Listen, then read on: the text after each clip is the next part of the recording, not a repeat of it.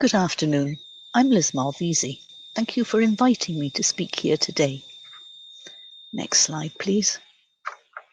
We need to decarbonise the public sector, and our commitment to the climate change emergency focused our minds on transport and the fuel it uses, as well as its emissions. But why consider a move to alternative fuels? Because changing fuel is one small way of reducing the stress to the planet. We need to remove harmful exhaust emissions as well as those that harm the ozone layer. So we looked at alternative fuels to enable us to reduce our carbon footprint and improve our air quality. They now offer a range of different types of fuel that are lower in carbon dioxide, carbon monoxide, sulfur, particulate matter, sulfur monoxide, and more. However, one thing is for sure. We need and we must reduce pollution, and we must do it now. Conventional fuels are running out. Furthermore, as a council, we also need to reduce our costs. Today, fuel economy is much easier because of the choices and availability of cleaner fuels. A vehicle powered by hydrogen fuel cells is not only cleaner, but more economical than an equivalent petrol vehicle. The challenges of fuel demand and greenhouse gases will undoubtedly require a mix of fuels. Different modes of transport require different fuel alternatives. For example, the waste vehicle running on hydrotreated vegetable oil to the scooter powered by electricity. The alternatives we looked at were electricity, hydrogen, liquid biofuels, natural gas, biomethane, synthetic and paraffinic fuel to liquefied petroleum gas. Next slide, please. Hydrotreated vegetable oil is a paraffinic fuel because it's chemically similar to conventional fossil fuel diesel. It complies with European standard EN 1590. It's a renewable energy source produced from 100% sustainable renewable waste feedstocks, which come from waste cooking oil, thus bringing new life to the phrase, "one man's trash is another man's treasure." It lowers the overall life cycle of greenhouse gas emissions by up to 90%, depending on the blend, with most of the reduction in emissions coming from the uptake of CO2 from the atmosphere. Typical values in reducing our other pollutants compared with fossil fuel diesel are 10% NOx emissions, 30% particulate, and 25% carbon monoxide.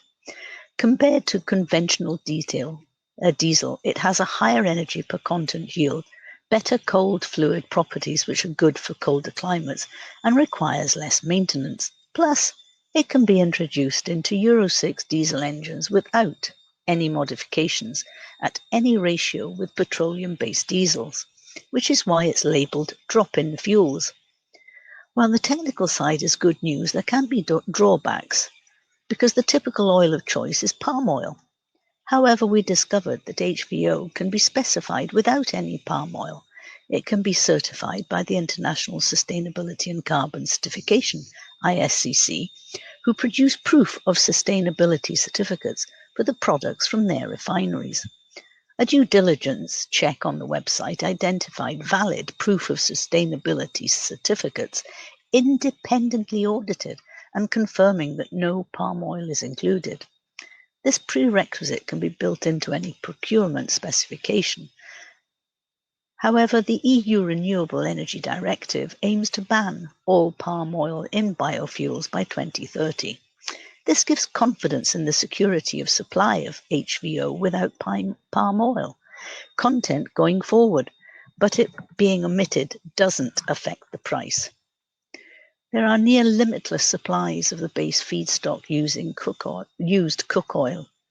Traditional oil refineries have been converted to HVO production, leading to a 40% increase in capacity over the last 5 years, which means ongoing demand will be satisfied.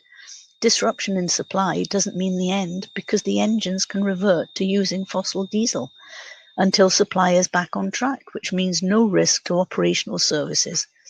Others treading this road with us are the London Borough of Hackney, with 470 vehicles, and trials are being conducted in Bournemouth, Christchurch and Poole, as well as Hampshire County Council.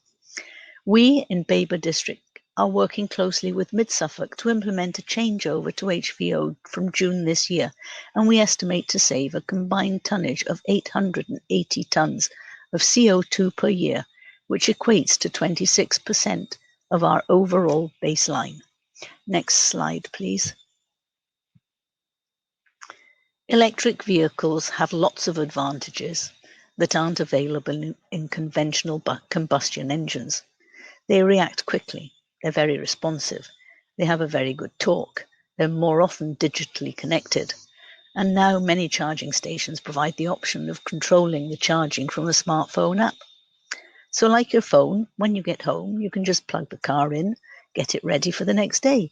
There are several options for charging at home, at work, or on the road.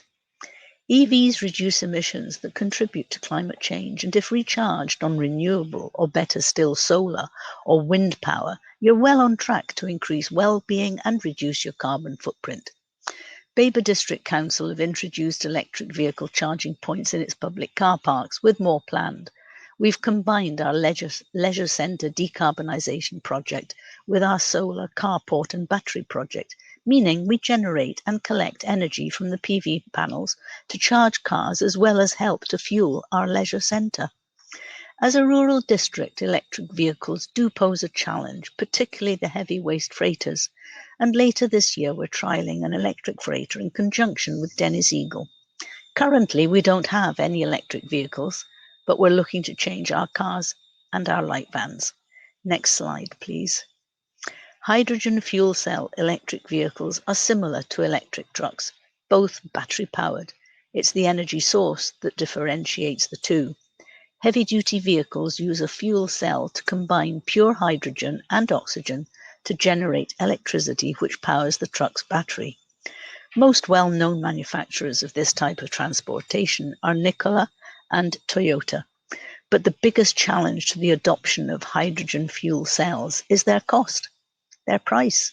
Powering a heavy-duty truck takes a lot of energy and therefore currently doesn't make commercial sense. Hydrogen is expensive, it's difficult to process, and it's expensive to transport. But as new battery technology emerges, it's possible that the price will drop, and hopefully sufficiently to make it a more attractive option. The greatest advantage of hydrogen fuel cells is the range. Small electric vehicles are expected to have a maximum range of 100 to 300 miles on a single charge, whereas hydrogen fuel cell trucks can travel over 1,000 miles at a time. This therefore becomes a very attractive, energy-efficient option for long-haulage vehicles. But hydrogen fuel cell vehicles face an even steeper uphill battle than electric in terms of infrastructure. While hydrogen trucks will need fewer recharges because of their range, they will need specific hydrogen refueling stations. Currently, only 13 hydrogen points nationally. However, we believe hydrogen is the long-term answer to decarbonising transport, and HVO is an alternative on the journey to that point. And in particular, heavy transport like diesel trains, buses, refuse collection vehicles will benefit from hydrogen fuel cells. Consequently, we look forward to hearing more from the UK Hydrogen Advisory Council, and I'd like to thank everybody for listening to me.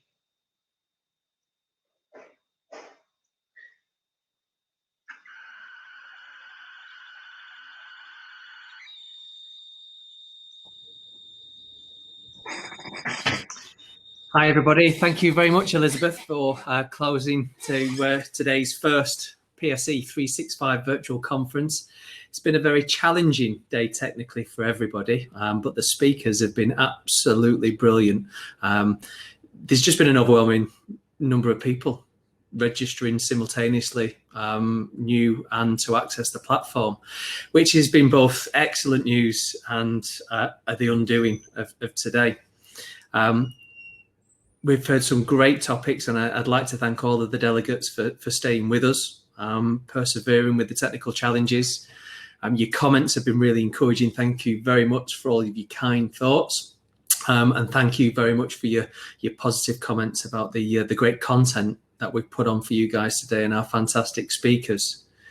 We're back again on the 8th of April for our second conference of the year, ironically called Digital Transformation, but I'm reliably informed by our technical provider Eventsair that all of these bugs will be sorted, as they now realise just how much our content is in demand. I thank you all again for attending, speaking, and networking with one another throughout all of the opportunities to do so in the day. Hope you all have a great rest of the week. Look forward to the emergence of being able to go out and see friends, see family, break bread, and do all the things that we used to and that we should be doing on a regular basis very soon. Take care. Bye.